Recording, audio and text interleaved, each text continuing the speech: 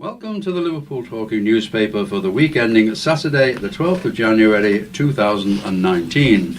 I'm Peter Lynskey. I'm Pat Fearon. I'm Hilary Lynskey. And I'm Mary Andrews. And a Happy New Year to you. This is our first recording of the new year. It is a very cold but very sunny January day. Yes, it's lovely. And now that we're here, let's chat about what we've been up to at Christmas, and then we'll shut up about Christmas apart from our first round of items. Oh gosh. Hilary, you tell us what I've been up to. Oh, do I have to? Because he can't remember, presumably. No, we actually, on a more serious note, we did have to go to 2 funerals just before Christmas, which is, not the best thing that you want to do, but quite pleasant in their own way, and you meet up with people, don't you? With lots of chopping and peeling, and ours was a fairly quiet Christmas, but we were glad that my sister was able to come on the very last minute. She decided she would be able to come, but the panfuls of vegetables, and she was saying, "Oh, I don't think I can come." And I thought, "Oh dear, anybody want a sprout?" But my son came and was very helpful and cheered everybody up. So that was nice. It was quiet, wasn't it? But it was really nice. And Peter went for a walk with a friend on New Year's Day to feed the crows. Because this friend goes with somebody else who's got dogs. Calderstone's Pond. And the crows know, and they are waiting for them. So people keep having to go and meet these crows. I think we did go once, but they didn't appear for us, did they? No. But we did go to a carol concert, didn't we, before Christmas as well, at Hope, at Hope Chapel. With the male voice choir, Liverpool male voice choir, who were always really good, and a massive children's choir. Woolton Primary. Yeah, massive. They used to have a Bishop Eaton, who were extremely well drilled, but these are sort of a little bit wilder, weren't they? Yeah, I must say, before we go on to what Mary and Pat have been up to, talking about the funerals, they were both connected with the ladies connected with the National Association of Women's Clubs, who I was an honorary member because I used to write their Christmas pantomimes. No, it was March, actually. March shows at the Theatre Royal St Helens, and also be their compere. But anyway, one of the ladies who was in it is on the checkout at Sainsbury's, and I met her on the checkout at Sainsbury's just after the funeral, and I said to her, I went to so-and-so's funeral the other day. She said, "Oh, nobody told me," she said, and I said, "Oh yes," and I went to somebody else's funeral a fortnight before, and said, "Oh, nobody told me about that," she said. And the woman in front of me on the checkout said, "What are you, the Grim Reaper?" You kind of keep your fingers crossed, don't you? Yeah. Anyway, beat that, Pat. What a lovely thing to be able to come up with.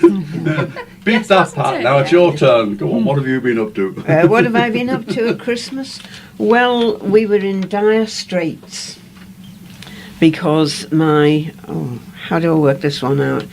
My sister, Daughter-in-law, my sister-in-law, daughter-in-law, oh God, my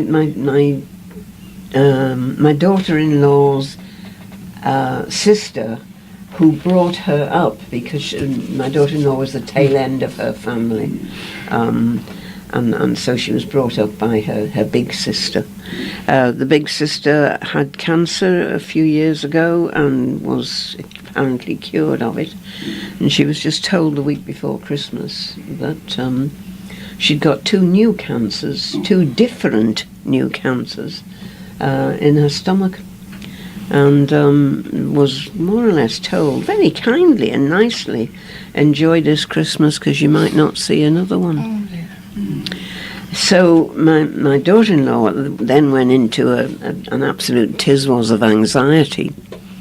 Should she go to see her sister before Christmas? Should she go and share Christmas with her? Should she go after Christmas? And you couldn't decide for her. It's something she had to do herself. Anyway, she finally gritted her teeth and decided that she'd stay at home for Christmas and she would go there after Christmas. But she's the only one of the Irish contingent who lives in England. So it was quite kind of lonely for her. Yes, you it know. would be. Yeah. Anyway, apparently she gave the family, she's got 5 boys, all of whom are married, all of whom have children, and she gave her family a very good send-off Oh, for lovely. Christmas. Oh, lovely. Oh, And she lovely. started her chemo, but they've said pretty clearly it's only going to be short term. It's very sad. She's such a nice person. But she's leaving good memories, which I think is Yes. important, really. Yeah. I didn't want. I don't mean I said anything, but I didn't want Maureen to go there at Christmas because I knew how special Christmas was to her and her family. For the And- immediate family, yeah. And it had always been like that. Yeah. But of course, Maureen was thinking the other way all these years, and I've never been with them at Christmas. But But that's anyway, the trouble with Christmas. You can't cut yourself in 2 or 3 or 4. yeah, well, it worked out Yeah. very well, and she's just back from having been to visit for a week. Yeah. Well, So, well, my son's partner went to Scotland this year for Christmas Day, and because her father has bowel cancer, and she said, "I'll go to Scotland. You go to your mum and dad," and it was the most practical way of doing it. And then they had their own Christmas when she came back. Yeah. Have you got anything to cheer us up then, Mary? Well, I had a lovely Christmas. I mean, I know first Christmas I've been home for quite a while, but my daughter and her husband came, and my grandson came with his Did fiancée. you cater? I did, yes. Oh, Mary, well done. But Christopher, my grandson, said, "Nan, we've got to go to Lizzie's parents on Christmas Day as well. And I don't really want 2 Christmas dinners on Christmas Day." So I said, "Well, that's no problem. We'll have Christmas dinner on Christmas Eve," which, of course, is what they do in Germany. Yeah. And your mum and dad and I'll just we'll have another meal on Christmas Day, which is what we did. Just leftovers. Leftovers, yeah. No, I had a nice, a beautiful honey gammon joint for Christmas Day. It was nice. And we spent the rest of the day playing Rummy Cub, which was good fun. And then it was quiet, and New Year, they came again. And of course, this was the first Christmas with my cats. Yeah. And now, so they're... Did they like the tree? Did they like the tree? I didn't dare put too many decorations up because they were trying to play with them, eat them, knock them off. I didn't dare put my crib up. Oh, no, they wouldn't. So, unfortunately. But oh yes, anything that moved, they played with.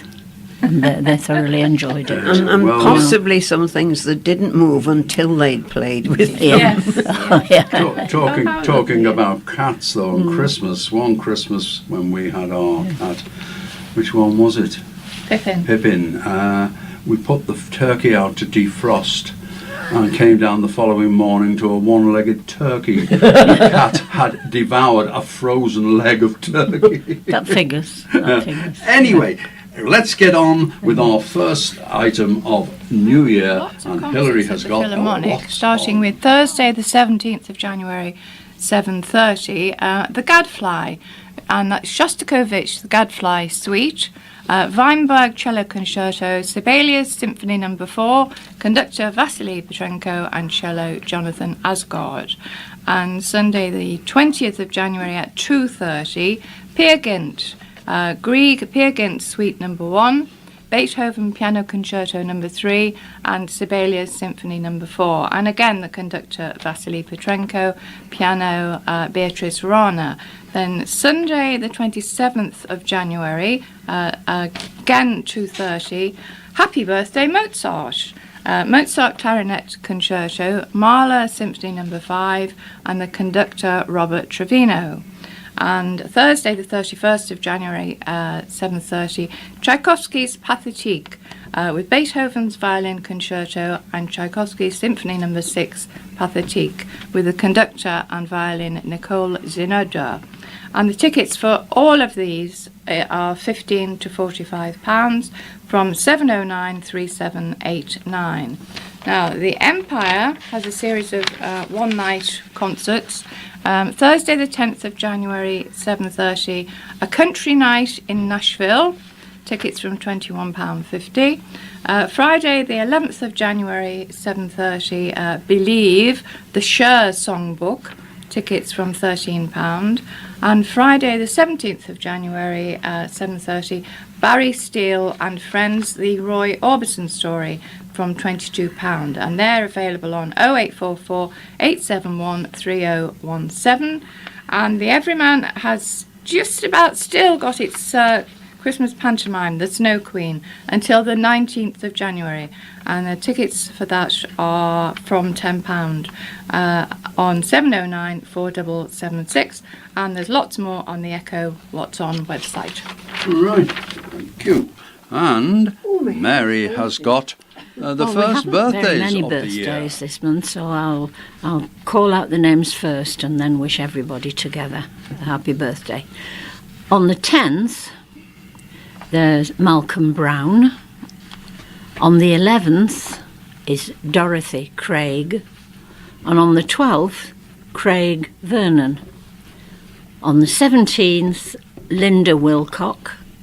And on the 20th, Gillian Smart. So a very happy birthday to all of you, all within 10 days of each other. Happy birthday. Happy Happy birthday. birthday, yeah. Well, of course, the next time we come on for our recording of the magazine, I will be a year older as well. I'm not going to say how old. Right, anyway, I have been given a new book for Christmas, and it's called On This Day, The History of the World in 366 Days. And it's a bit like the Liverpool Book of Days, which we have read out religiously over the last 10 years or so. And I think we've finished every day in the Liverpool Book of Days. So I thought you might be interested in a little bit more wider perspective of world history. And here we go. In 1599, on this day, January the 13th, which is the day, should be the day after you received this recording, it was the death of Edmund Spenser, 1599, the English poet who wrote The Fairy Queen. It was the birthday, though, of Sophie Tucker, the Russian-born singer and vaudeville star in America, who was born on this day, 13th of January, 1884. And also, in 1910, operatic tenor Enrico Caruso is broadcast by radio singing at the New York Metropolitan Opera House.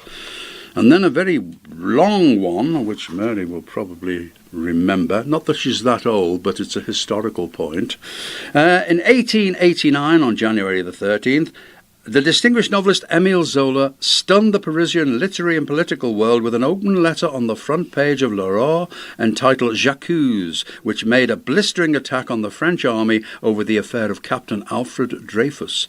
His letter forces simmering conflicts between the Republicans and right-wing pro-monarchists into the open, showing just how deeply rooted anti-Semitism was in French society. Officials now examining the letter for a possible libel action which could force Zola, one of France's leading literary figures, to flee the country. Meanwhile, Captain Dreyfus, an Alsatian Jewish officer on the French General Staff, had been sent to prison charged with giving information to the German military attaché in Paris. However, there is new evidence which is supported by Zola's letter that suggests that the charges are false and Dreyfus should be pardoned. I think Dreyfus was sent to Devil's Island, wasn't he? Now, British by the core, at the core. 1893, January the 13th, the Labour Party was born and socialism gets serious.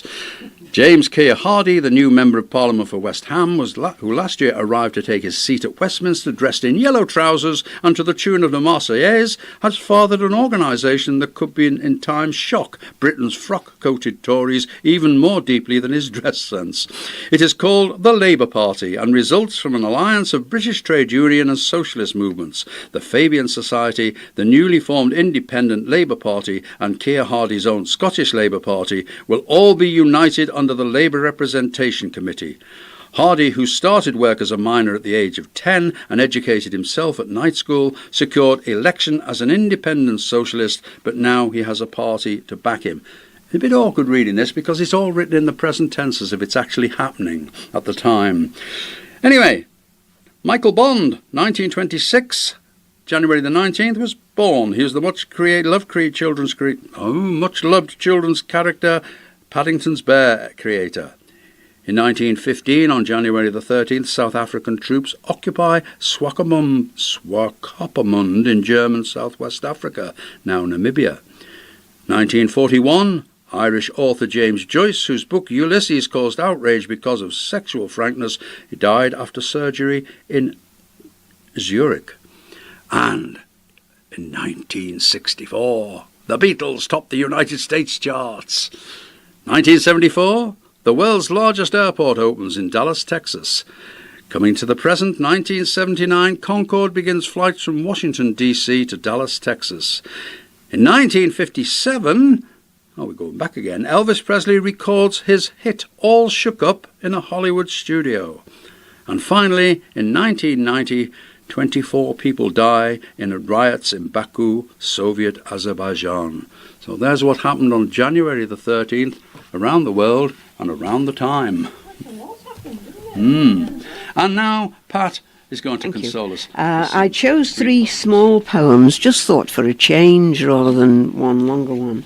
This one is called Green, and I wrote it in the spring of 1997, I think it was. The world is one green blaze, and shades and textures mingle and amaze the eye with their many subtleties. Light and shadow interplay and please and tease the senses with their varied show. The line of trees that blend and blow and glow with vibrant lift and movement seem blurred into a flowing stream. The carpet grass, resilient, has flung aside the winter's spent control, and life is burgeoning again. The world is all one green. And then why I put them in this order, God only knows, but he wasn't listening when I asked him. This is the war memories, again. Done it before, I think. It's about salvage. Salvaging was currency with us, both fun and lucrative at one fell swoop. Clean washed jam jars at a ha'porth each. Tizer bottles fetched a halfpenny too. Saving bottle tops and empty cans, flattened cardboard boxes stacked in piles, newspapers too, no thought of fire hazard. Unpicking woolens to be knit again, all grist to the mill. Acquisitive, we gave no thought to how our elders felt until we saw our grandma's face. That iron day the salvage lorry came to take away her precious gate and railings round the bay. And the sad thing is they didn't use them and they never brought them back. And finally, I can't remember which one this is. Oh yes, why? Why is it that the sonnets seldom tell of woman's love for men? Few poets write on masculinity, or dreaming dwell in loving detail on the beard, delight to trace the smoothness of the shaven cheek, the lurking dimple, or the chin's deep cleft, depict erotically the male physique. Is it that no female pen is deft enough to make a hairy chest appear a lovely sight, encompass readily how a bulging bicep is held dear? Why don't more women weave such poetry?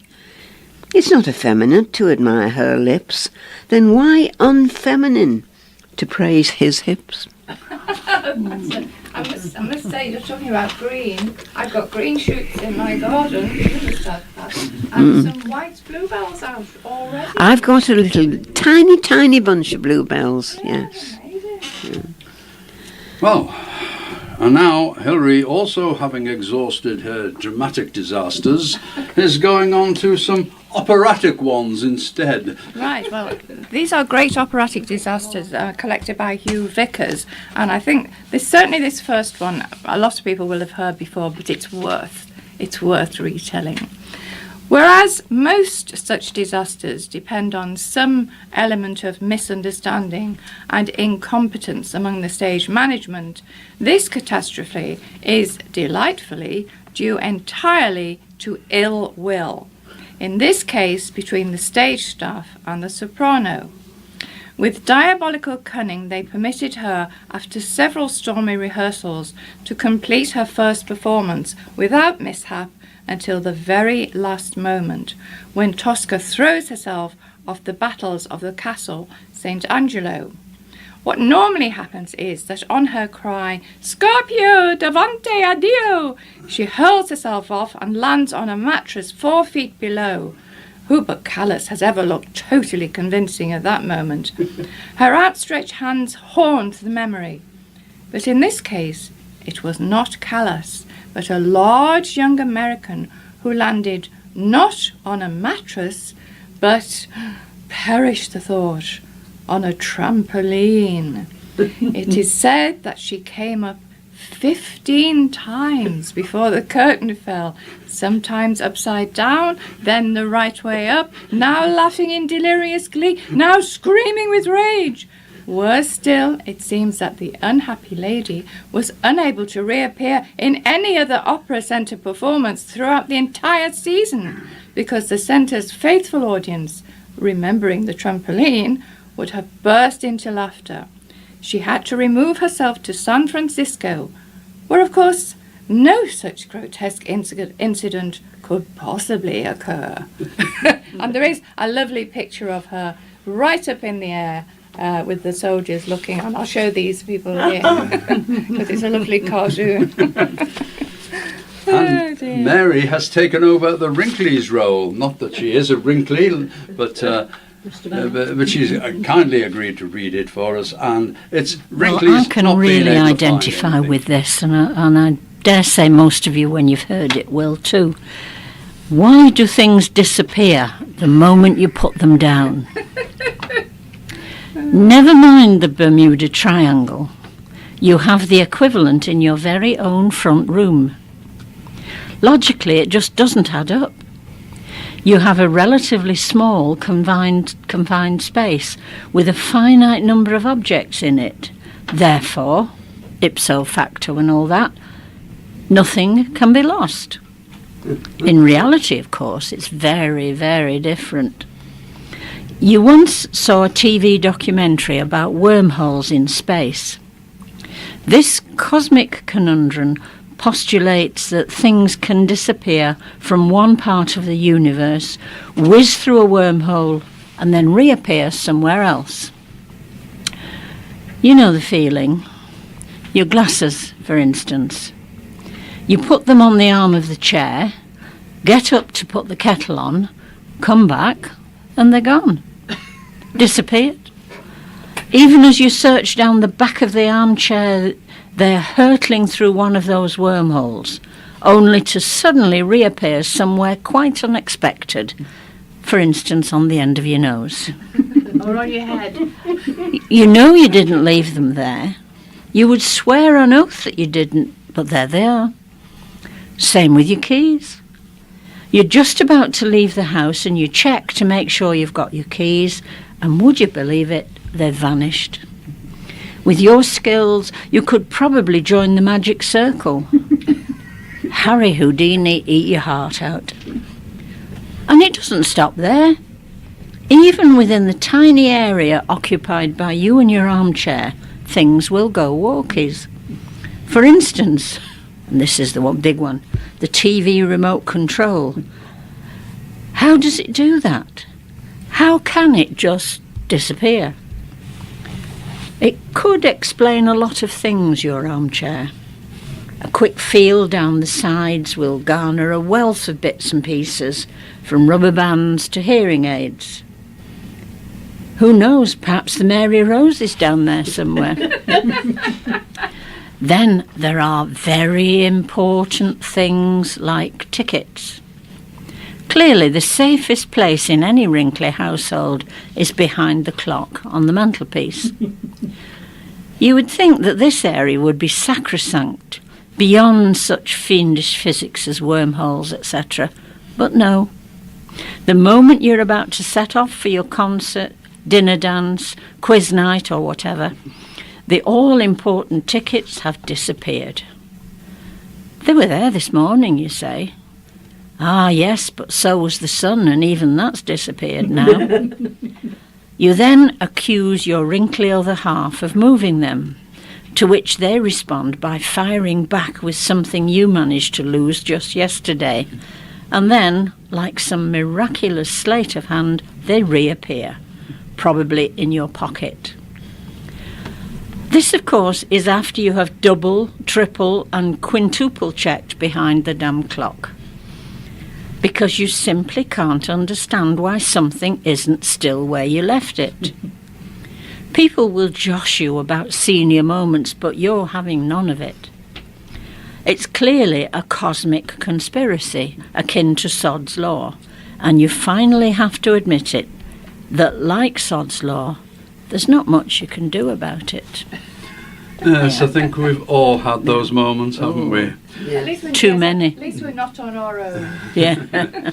Well, let's go on to our last look at Christmas and some quirky items before we leave Christmas alone until the later on in the year. Yeah. December, yeah. Well, I used to always kid children, and when I walked into a classroom, one of the first questions I asked them just before Christmas is, when does Christmas Day and New Year's Day fall in the same year? And none of them knew, because they thought, oh, Christmas coming up now, and then next year is New Year's Day. Yeah. They didn't realise it was tailed on. Children scratching their heads when I told them it was every year. Oh, no, it is high-tech Christmas once. Christmas isn't the same as it used to be. Children would prefer tech gadgets for Christmas rather than traditional gifts, the survey shows. Just 1 in 10 has asked for a bike or a skateboard. Instead, consoles, video games, smartphones and Lego are now the top items on wish lists. Peter Lazarus of sports retailer Decathlon, which did the poll, said, buying kids an outdoor gift like a bike can be a great way of getting them out into the fresh air over Christmas. Try and get them out. And next, Pat? Yeah. Eggnog and Yule log consigned to Christmas past. Almost half of us have never tried the traditional festive tipple of eggnog. Changing tastes mean it is now likely to be replaced with cocktails like whiskey sour and espresso martini. A poll of 1,500 people found. And tapas is more likely to be served for nibbles than devils on horseback, while Yule log and Christmas cake give way to stollen, hate that stuff, and panettone.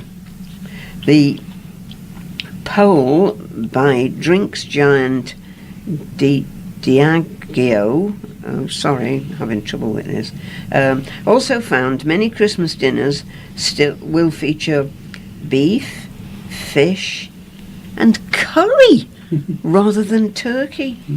A spokesman said people are looking for more variety, interesting flavour combinations, new ways to consume food and drink for Christmas 2018.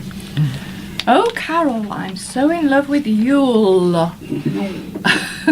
Oh, Holy Night has been voted Britain's favourite Christmas carol for the 3rd year running. The 1847 song by French composer Adolphe Adam pipped previous favourite Silent Night. Some 12,000 votes were cast in the Classic FM radio poll. Presenter and singer Aled Jones, 47, said, "It has an incredible melody and beautiful words. I never tire of it." Gustav Holst's version of In the Bleak Midwinter was 3rd, Hark the Herald Angels Sing was 4th, and O Come All Ye Faithful was 5th. Dear Santa, 1898 request from girl of 5. A touching 120-year-old letter to Santa from a girl of 5 has been found in a book given to Oxfam. Marjorie Pennington asked for little toy ducks and chickens in a letter to Father Christmas, North Pole, in December 1898. Oh. In near-perfect joined-up writing, she also asked for ribbon and a ball for her pet cat Kittykins, signing off with love and kisses from us both. The letter was posted in Eastbourne, East Sussex, when the family moved after Marjorie's dad died when she was days old. It's on display in Whirligig Toys in Canterbury. Worker Lily Birchall, 19, said, "The letter was absolutely what Christmas should be about, getting a few small gifts and being happy." Oh. And the next one is a lovely tale about birds sadly deceased. Turkeys trot out a number. A farmer who feared that his turkeys were getting bored has given them musical instruments. The birds can keep occupied by pecking at plastic xylophones, tambourines and maracas. Farm Welfare Officer Jane Codling at Traditional Norfolk Poultry in Streatham, Norfolk, said turkeys are very curious. They test everything with their beaks, so we like to find things that promote their natural behaviour. And their natural behaviour now is dead. An Auld Lang Syne of Times, but the sign is spelled S-Y-N-E, so I don't know how to pronounce it. The tradition of marking the end of the year with Auld Lang Syne could die out, as it appears to be lost on younger generations.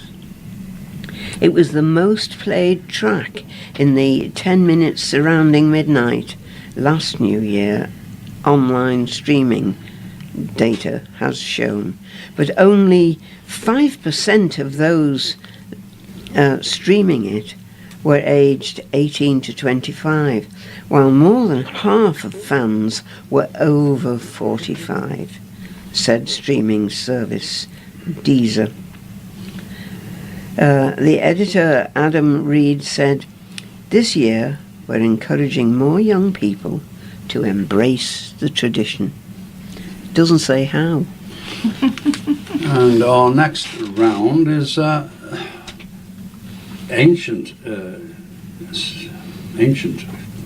what are these, symbols? Roman find is Recently first found. for county. Archaeologists may have found Britain's most southwesterly Roman town under a building site. Experts are excavating timber dwellings on a road leading to a Roman fort in Oakhampton, Devon. They said it is the first Roman town of Vicus to be excavated in the county. 85 dinosaur tracks found. The largest collection of dinosaur tracks from the Cretaceous period have been uncovered in the UK. The 85 footprints belonging to 7 species, including Iguanodon and Ankylosaurus, are also the best preserved and include skin, claw and scale details. University of Cambridge scientists discovered the 100 million year old tracks near Hastings, East Sussex. PhD student Anthony Shillito said the detailed prints are extremely rare. And the experts solve the riddle of pyramids. The mystery of how the Egyptians built the pyramids may be solved after the discovery of a pulley system that moved blocks up far steeper inclines than previously thought. An Anglo-French team unearthed a rare intact construction ramp in an alabaster quarry. It has an incline of 20%, steps on either side and holes for huge posts. This suggests that it allowed pulling from above while the posts were used as pulleys to haul from below. University of Liverpool's Roland Emmerich said, "It doubles the number of people who can haul." Yanis Gordon of the French Institute for Oriental Archaeology added, "When Cheops made the pyramid in Giza, they had the technology to transport huge stones on the huge steep slopes." The oldest animal painting found. The oldest known cave painting of an animal has been identified in Borneo. Using scientific dating, experts gave it a minimum age of 40,000 years old. While they're not certain what creatures it represents, it's thought to be a painting, a wild cow. A wild cow. The artwork was found in the remote mountains of East Kalimantan, and Professor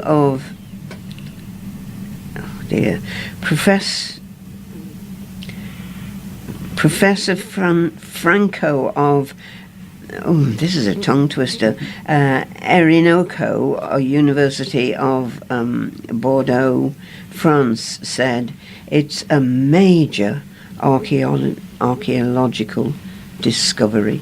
And I thought they were going to discover the animal that could paint these things.